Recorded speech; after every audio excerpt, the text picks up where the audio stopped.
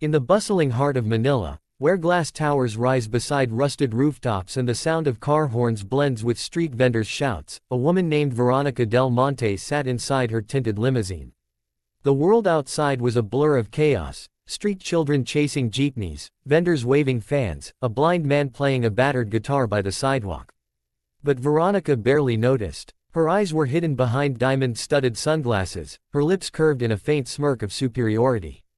To her, the poor were invisible, merely background noise in a world meant for the elite. Veronica wasn't just rich. She was the symbol of high society, the wife of business tycoon Eduardo Del Monte, owner of a chain of luxury hotels across Southeast Asia. Her face often appeared in magazines, her dresses were custom-made in Milan, and her parties were talked about for weeks among Manila's socialites. Yet, beneath her beauty and wealth lay a deep emptiness, a kind of arrogance that filled the void where compassion should have been. That morning, she was on her way to a charity event organized by her husband's company, a fundraising gala for underprivileged children in a local music school. To Veronica, it was just another photo opportunity. Cameras flashing, reporters praising her, kind heart, champagne glasses clinking, the usual script. She never cared about the children, she cared about the headlines. Her assistant, a soft-spoken woman named Clarice, tried to brief her on the event as the car drove through the crowded streets. "Ma'am," Clarice said gently, holding a folder, "the performance later will be from one of the students, a boy named Miguel Santos. He's only 12, but his piano talent is." Veronica waved her manicured hand dismissively. "Oh, please. I've heard that before. Every poor child these days is a prodigy, until they hit the wrong note."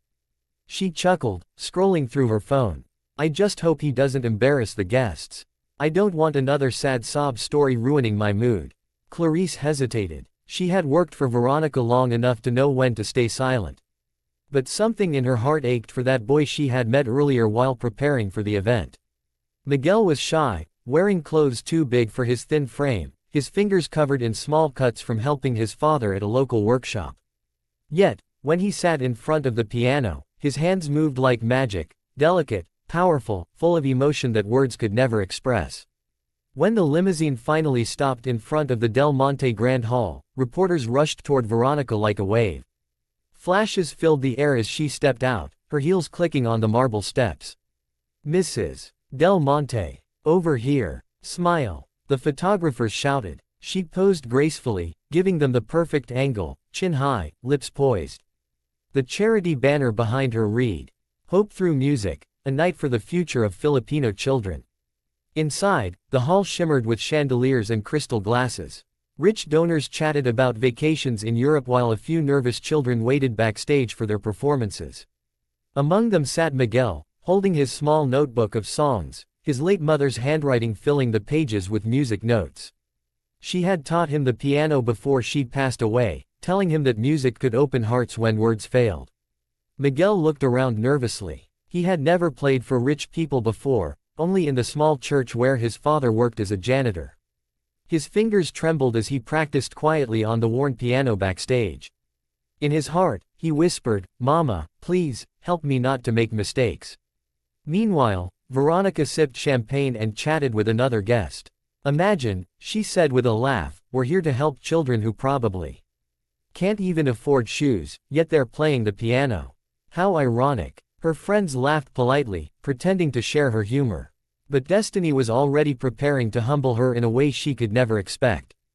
Because that night, when Miguel Santos would sit under the spotlight and let his fingers dance across the keys, the sound that came out would not just be music, it would be a mirror, showing Veronica the kind of emptiness that wealth could never fill.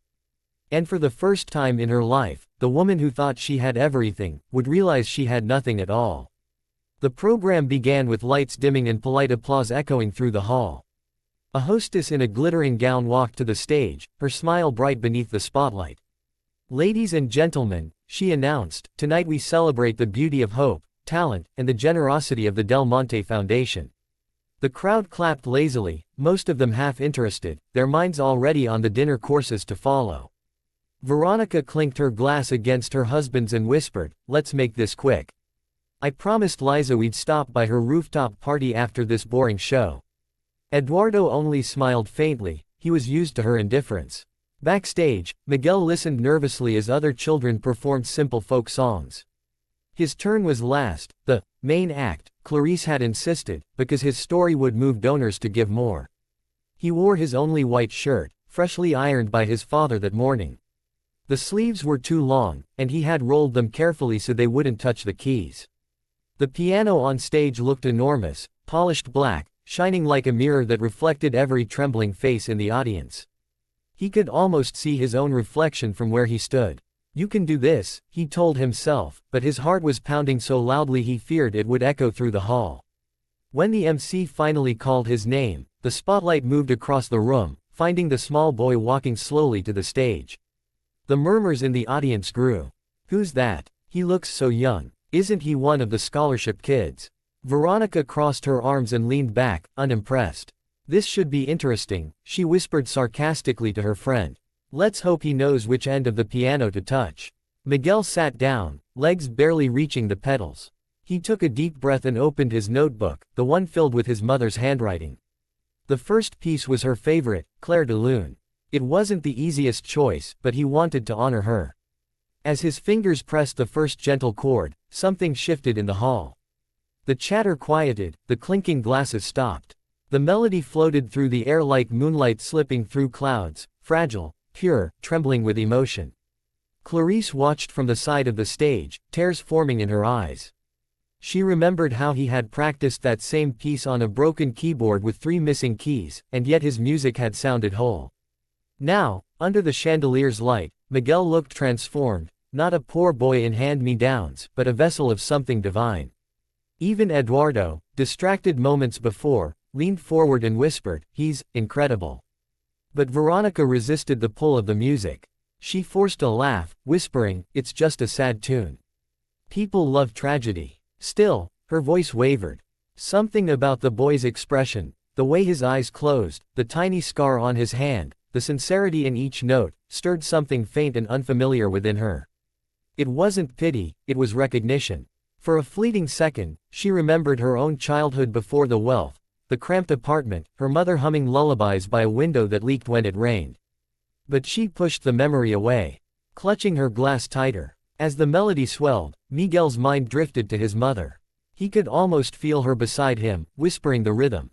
He saw her hands guiding his, gentle, loving, patient. The music rose higher, shimmering like tears of light. The audience was silent now, even the waiters had stopped moving. For 3 minutes, the world belonged only to that boy and his piano.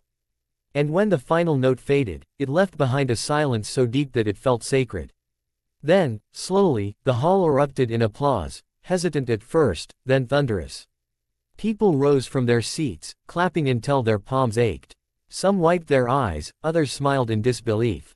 The MC had to wait a full minute before she could speak again. Veronica sat frozen, her throat tight. She didn't understand why her chest felt heavy. Her friends looked at her, expecting a comment, a joke, anything, but she couldn't speak. Something invisible had cracked inside her, and the sound of that piano seemed to echo through the space where her arrogance used to live. She turned toward Clarice, who was smiling proudly near the stage, and for the first time in years, Veronica felt small, not from shame, but from awe. As Miguel stood and bowed awkwardly, the spotlight framed him like an angel in the dark. His father watched from the back of the hall, tears streaming down his face. He had never seen his son so confident, so radiant. The audience kept clapping, and somewhere between the sound of admiration and the shimmer of crystal lights, Veronica realized something she had long forgotten. Money could buy silence, luxury, and fame, but not this. Not the kind of beauty that came from pain turned into